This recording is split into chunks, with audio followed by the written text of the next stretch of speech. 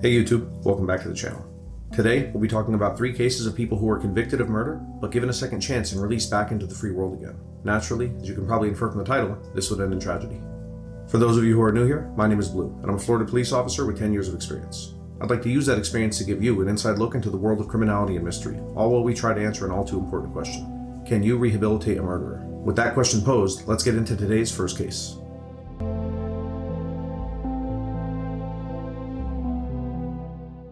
The year is 1942, and the location is Long Beach, California. Our first subject today is John Lawrence Miller, who had just begun his miserable life being born to Harold and Leila Miller. You see, John was born with what appeared to be a natural proclivity towards a life of crime. He was a troubled child to raise, but when he was just 13 years old, he would have his first encounter with law enforcement. In that instance, John had burglarized a neighbor's home. But the criminal justice system then, as much as it is now, was totally ineffective in deterring juvenile crime. 2 years later, after burglarizing another home and stealing a car, his parents would send him off to the Fred C. Nels School for Boys. This was basically the juvenile hall of its time, and the place where juvenile offenders were sent. John would be sent there at 15 years old. On November 10th, 1957, he was given a 10-hour pass to leave the boys' school and went home with his parents. But neither the parents nor the school could stop John's criminal desires, and John had no intention of using this time to bond with his family.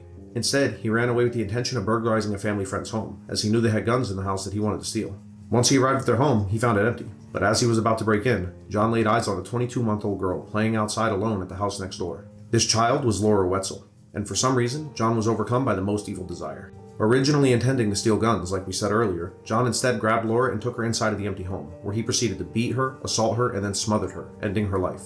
John will be confronted by neighbors who were looking for Laura, resulting in him fleeing the area.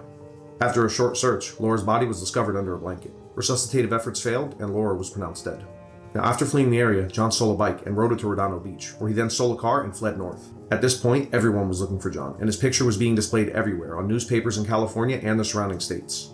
After a 4-day, 1,500-mile odyssey through California, Oregon, and Nevada, John was finally captured at a service station in Reno, Nevada. Now, for some reason, John, while he was on the run, picked up a hitchhiker, who was able to identify him and called the police. Now, you'd think that should be the end of this case, right? That after what he did to Laura, taking her life in such a horrific way, we as a society would be done with him. And that was certainly the hope of Charles Wetzel, who was Laura's father. In his own words, he said this: "We don't want revenge. We just want to see him put behind bars for the rest of his life so he can never do it again. He's a sick soul. A sick soul."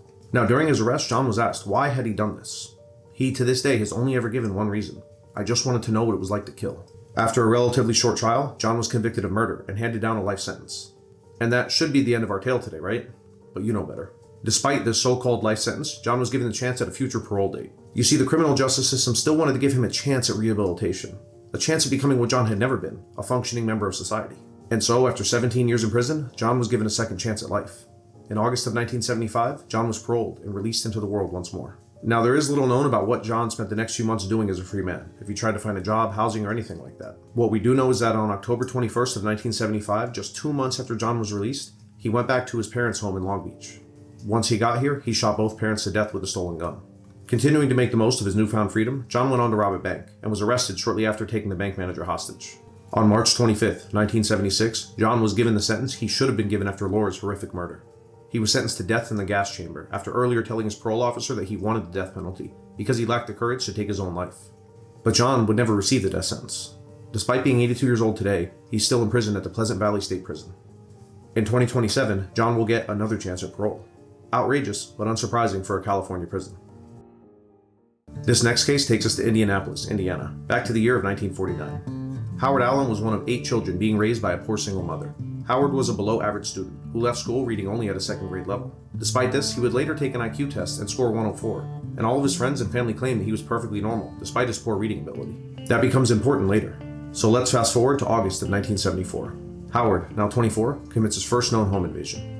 His victim was 85-year-old Opal Cooper, who was living alone. Despite there being nothing of value in the home, Howard decided to take the only thing that Opal did have of value: her life.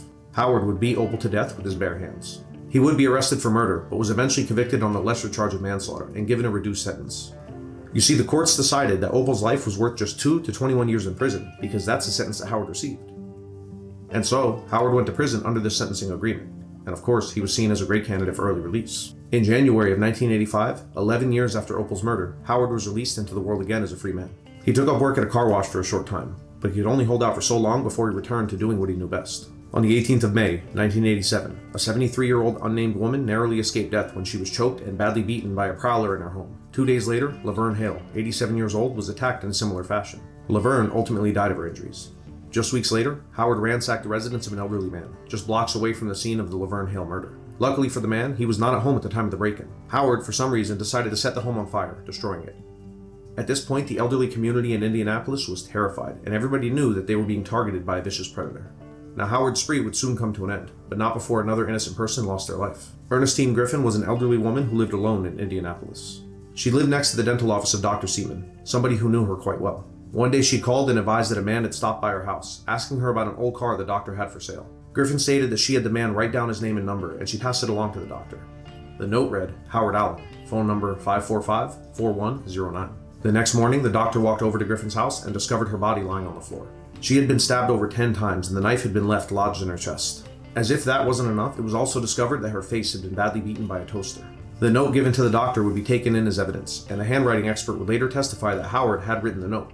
Howard at first denied all knowledge of Griffin or the doctor. During several hours of questioning, he admitted that he had been in her home asking about the car and had struck her with his fist. He stated that he did so only after the doctor had insulted him on the phone and Griffin had cursed at him, as if that was an acceptable reason. Finally, he said, I didn't stab the lady, but if I did, I need help. Now, her co-worker at the car wash where Howard worked testified that Howard had given him a camera the day of the murder to put in the locker.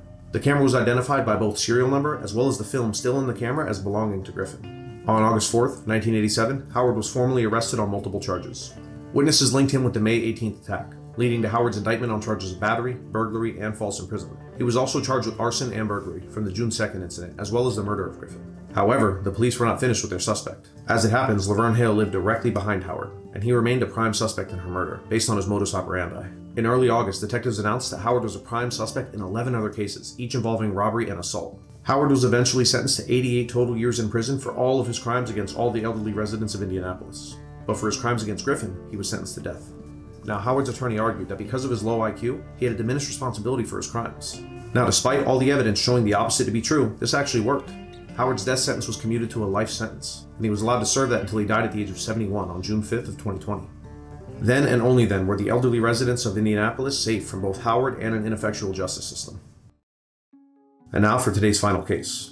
Robert Lee Massey was born in Virginia on Christmas Eve of 1941 to a 15-year-old girl. Robert's father was a married man who only married his mother to avoid being charged with statutory crimes due to her age. Robert claims to have been raised in an abusive home, and after committing crimes from an early age, would also be sent to a boys' home for truants and runaways.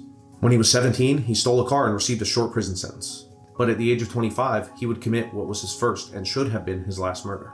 Let's go over Robert's first crime spree, because it's a long one. Robert's first death sentence, and I do mean his first, came after he admitted to a series of assaults and robberies that took place between January 7th and January 15th of 1965 in Los Angeles County. On the evening of January 7th, Franklin Bowler was getting out of his car in front of his home when Robert approached him and hit him in the mouth with a rifle, demanding his money. Bowler gave Robert his wallet and coin purse. Robert then fired a shot, grazing him on the side of the head. Fortunately, he lived. Later that same evening, Morris and Mildred Weiss were returning to their home in San Gabriel. As Mrs. Weiss got out of the car, Robert approached her and fatally shot her, for seemingly no reason. He then jumped into an awaiting car and sped off.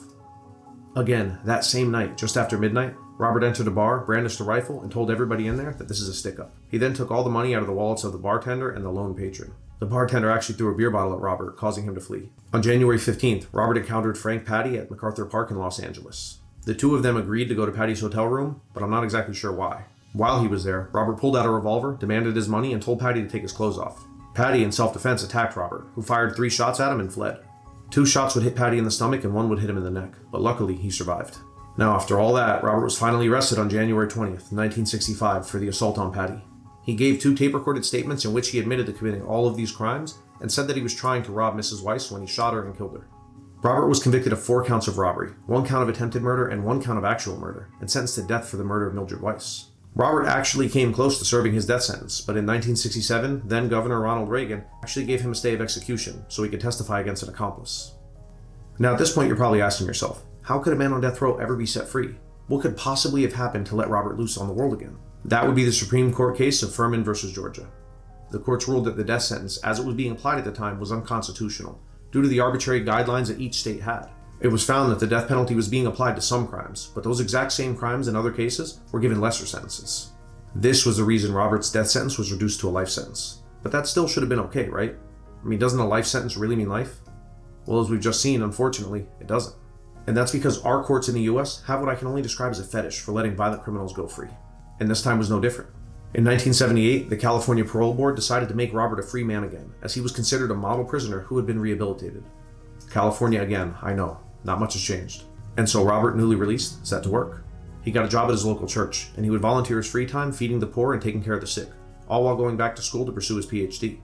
I am sadly, and hopefully obviously, just kidding. Less than a year after being released, Robert did what he would always do, what he's always done: steal, hurt, and kill. Robert entered a liquor store with the intent of making some easy money. On the afternoon of January 3rd, 1979, she entered the same store to make a purchase and saw Robert at the counter face to face with Boris, the owner. Thinking he was just another customer, the witness stood next to him and said hello to Boris. Boris then handed Robert some money, which he placed in his jacket pocket. Boris then turned to the witness and said, "A guy can't make a living anymore." At that time, Chuck Harris, an employee of the store, walked in and spoke to Boris on his way to the back room. As Robert casually turned to walk out the door, Boris went around the counter and tackled him. The two men then began to wrestle in the aisle, and Robert just did what comes naturally to him. He fired several shots. One hit Boris in the neck and killed him. Another wounded Harris in his right thigh. Although he had escaped, the witness who had ducked behind the counter was still able-bodied and managed to call the police. The next night, San Francisco police officers apprehended Robert while he was driving his car. In his coat, they found 2 loaded handguns and several boxes of ammunition. Robert would even admit to them that during the crimes, he had been under the influence of alcohol and cocaine. Robert, the rehabilitated prisoner, would be charged for first-degree murder for killing Boris. He confessed to the crime and pled guilty despite his lawyer telling him not to. On May 25th, 1979, he was sentenced to death for a second time. However, in 1985, his case was automatically appealed to the Supreme Court of California. The court overturned Robert's death sentence for a second time, claiming that he could not plead guilty against his lawyer's advice, and so they ordered a retrial. So again, in 1989, Robert was retried, and a jury found him guilty of the robbery and murder of Boris. He was sentenced to death again for a third and final time. In 1998, the Supreme Court of California upheld his conviction and death sentence, thank God. Robert appeared to want to die. Not only did he not appeal this death sentence, which would have extended his life decades, but he actually fought against the automatic appeals that take place when a death sentence is handed down. Despite this, it seems there were many who did not want Robert to die. For years, even up to the day that Robert was executed, people protested for him, trying to get his death sentence switched back to life, for a second time. These protests thankfully failed, and Robert would be put to death by lethal injection on March 27th of 2001. Reportedly, he was so ready to die that he even helped the nurse find his vein to begin the process. As an interesting tidbit, his last meal was 2 vanilla milkshakes, extra crispy french fries, extra crispy fried oysters, and soft drinks. His final statement was forgiveness, giving up all hope for a better past. And with that, we come to the end of today's video, guys. Now, these are far from the only cases where people who never should have been released from prison get out again only to commit horrible crimes, including up to murder. And you'll see that as we have many more videos like this coming. I think next time I'll even show you some recent examples to show you this is something that continues to this day. Now, remember the question we posed in the beginning of the video? Can a murderer be rehabilitated? What do you guys think? Given what we've covered so far and the countless other cases of this going wrong out there. And maybe a better question is, do we even care if they can be fixed? Is it worth it? Is it worth the risk to literally anyone and everyone else in society to give violent murderers a second chance? If you were the victim's family, or maybe even just the victim themselves, what would you think about your killer being released from prison just 10 years later? Is that all your life is worth? Would you be speaking out for or against their release? I'll leave you with that, and I hope to see your thoughts in the comments. Remember to leave any suggestions in there as well, and I'll see you guys next time.